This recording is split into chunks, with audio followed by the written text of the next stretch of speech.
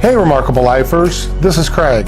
KJ's out on a tour today, so it's just me. But today I want to talk to you about a few more surprising things about moving to Mexico. Show me light, show me love, make it change, time is up. We can wait for better days, but the days won't come. Show me light, show me love. For most of you who are returning here, and thank you, you know that my husband and I moved from the United States to Mexico 3 years ago, and we live in a beautiful little mountain town called Ajijic, Mexico. It's a wonderful place with an amazing climate and terrific people. But there's a lot of places in Mexico that you can choose, and we want you to look at all of those and understand what you might experience when you're investigating this whole process. So let's get started with a few shocking, surprising, different, important, I don't know, a few things that you need to know. Okay, so this one should go without saying, but a lot of people get surprised by the immigration process that is used to get into Mexico as a foreigner. Not just the tourism, but for living here.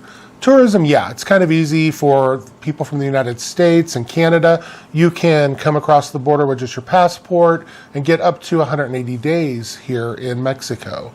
But that's not always the case. It really does depend on what the Mexican government is doing at that time, and it depends on what your plans are. Are you planning to stay permanently? It might behoove you to seek residency, and that's where it starts to get a little more complicated than people expect.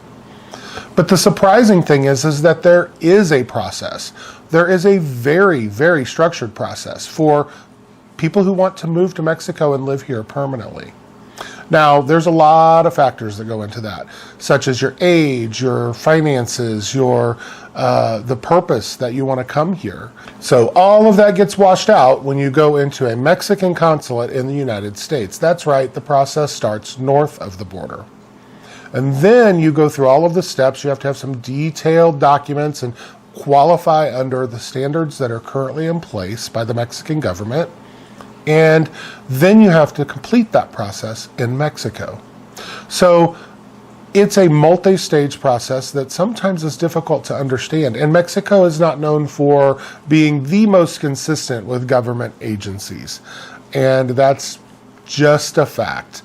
So one of the things that you're going to want to do is understand that process. And a qualified facilitator can help you tremendously. Now, we can talk to you about north of the border things if you go on our website, trulyremarkablelife.com, and look under our services, but also services like the Mexico Relocation Guide. We are an affiliate seller of that. I'm not trying to just push something on you to help me. We actually promote them because we believe in them, and they helped us so much when we moved to Mexico. We started doing all of this research, and it was so overwhelming. And then we found the Mexico Relocation Guide, and we were like, everything just unfolded right in front of us, almost literally as a checklist. So I encourage you to not only do your research, but to understand that process and go through the steps and get a qualified person if you're struggling with that. It's definitely worth the time, money, energy, and effort to do it right and to do it legally and to get here and put it to rest. And then you can be a temporary or permanent resident of Mexico. Now, there's a lot more that goes into that, but we're not going to list all of the requirements and all of the things. I know some of the comments and questions are going to be, what are the requirements? They change. Sometimes without warning, sometimes annually. It's something that you have to follow or at least understand for the time period that you are going to come. So, we won't put all the details, but I will tell you that we can help you or find yourself a good facilitator or do that research online and find out what it is for the time that you're coming.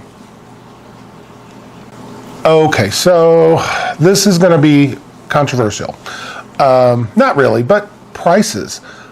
I mean, a lot of people think that the only reason that people from north of the border come to Mexico is because it's cheaper.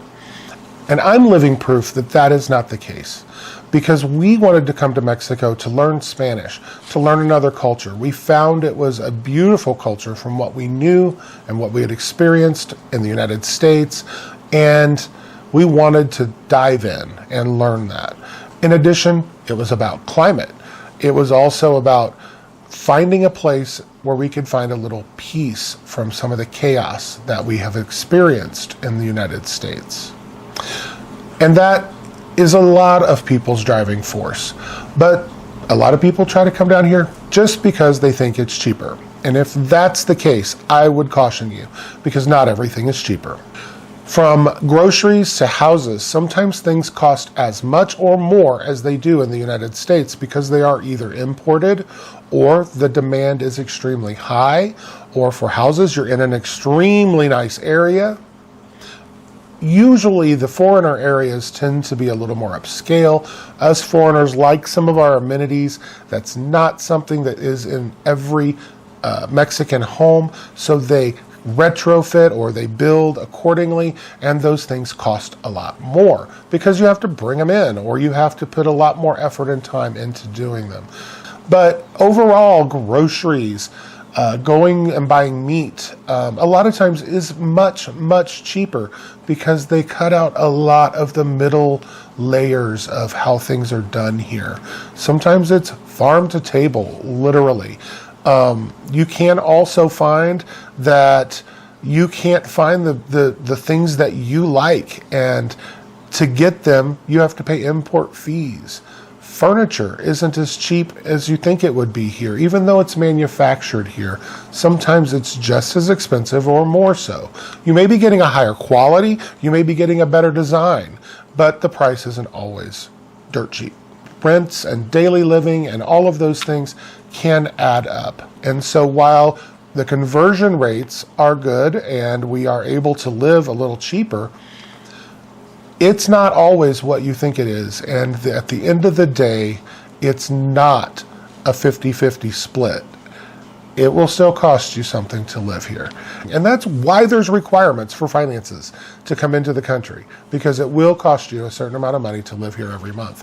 Honestly, I don't know many people who can do it for under 2,000 US, and that's not even at qualification standards. But a lot of people who live very meagerly in a very small, very plain place and live very meagerly on about $2,000 a month here in the Ajijic area. I would encourage you to think about that. We have to also consider the personal impact on moving abroad. Deciding to leave everything behind and start all over might be exactly the right decision for you. I think it's the right decision for a lot more people than they think it is, but it's definitely taxing. It plays on your emotions. It is exhausting. It is exhilarating. It is beautiful. But at the end of the day, some days you're very, very tired. And like I like to say, some mornings I wake up and I'm like, my brain isn't Spanishing today. I'm sorry. I can't shift my brain into that language. Or I've had to search for something that I don't know where to buy it. Or it's time to renew a residency and we have to go through all of the steps to do that. Or it's time to look for a house and all of those processes. It works so differently here, and it works differently state to state here in Mexico. And so understanding all of that can weigh on your mind. And then there's just the fact that you're away from family and friends. You're away from the familiarity of your life. Sometimes things up north are just made easier, and convenience is a big thing. Here, it's done differently. You may have to go to 3 different stores to get your groceries because they don't all carry the things that you like. And that's just a different way of life. Which that brings me to, you are not in Kansas anymore. You will not understand everything. So there are ways that the systems work here, the culture works here. I'm wearing an example of it right now. If you see my shirt, it says quesadilla. con queso or sin queso, and a map of Mexico with a little red dot over Mexico City. All Mexicans understand exactly what that means. Many of the residents now understand exactly what this shirt is, and we all chuckle at it. You might not know what it means. I'll tell you what it means. It means that in Mexico City, by evolution of the culture, they don't put cheese in quesadillas. I know, it's in the name, right? Quesadilla. But they don't. And there's so many explanations about why. Some people say it's indigenous wording and an indigenous culture. Some people say that they ran out of cheese once and then everybody just gave up using it. I mean, I've heard so many different stories about it. We're not even going to speculate. What we're going to say is that it's something that is different, and you will not understand what it is when you hear it. And you'll have to learn. Ask those questions. Understand that you do not understand. Many, many things are going to be like that. Why are there walls around the houses? Well, oh my gosh, it must be so dangerous. Because that's what we would think. That's why we would build a wall in our northern countries. Here, yes, it serves as security. Yes, sometimes they put barbed wire around the top, but it's because of the climate in many, many cases. We have to leave our houses open because of the climate. And that encloses your property and keeps people out. Because there's bad players everywhere. Mexico is not 100% safe. It is not 100% dangerous. There are areas that are extremely safe. In fact, maybe safer than where you come from. There are places that I would not recommend that you go. But that applies to every country. That applies to every city. That applies to every place in the world. It's understanding that you are not in your element anymore, and you'll need to understand how the things work here. And a lot of the people online are a little bit into the shock value. Oh my gosh, this happened. Is Mexico the most dangerous place in the world? Is there danger? Absolutely. And that applies to any place you go. Wouldn't recommend that if you are in Turkey that you take off through a small town in the countryside and just go into any neighborhood. You don't know where you are. You have to learn those things. And that's the same here. But if you're coming to a tried and true place, you're probably going to be pretty safe as long as you use a good moral compass and standard safety techniques. I think one of the biggest surprises for me was the Mexican people and how they interact with us as foreigners. I've never experienced such kindness and such patience. Now, we live in an area in Ajijic, Mexico, where there are a lot of foreigners. So the people here are used to us. And we have kind of a symbiotic relationship of they have businesses and we patronize those businesses and they're kind to us. But it's more than that. It is deeper than that. It is really about something built into the culture of welcoming the stranger and saying, we want you to understand our culture. We want you to understand who we are. That we are not every stereotype that's being portrayed. And the Mexican people are just absolutely kind, welcoming, loving, and there's a few of them that are kind of jerks. Guess what? That's the same as in the United States, okay? That's the same as in Canada. We all know jerks. They exist everywhere. On the whole, people say good morning to me, they say hi, they use my language when they're speaking to me, which I'm trying to learn Spanish, so I'm using their language. And we have a conversation in each other's language. It's really, really an interesting and unique way of living here. But at the end of the day, I think my brother said it best when he came here to visit. It's just people living their lives. To walk in here with an expectation of what you were told by another culture, that's just hearsay. You have to experience it for yourself. So leave the expectations behind, ask questions, and try to understand. So for me, I think personal growth is probably the biggest everything that I have experienced here that shocked me, that surprised me. There are things in my life that I thought I would never let go of that I have completely rethought here. There's parts of me that have come out. I believe many people have said this, but I heard Trevor Noah said this, that he's a different person in every language he speaks. He speaks many languages. And he's a different personality in each one. A different person emerges. And I have found that to be very true. For some reason, when I am speaking Spanish, I feel different.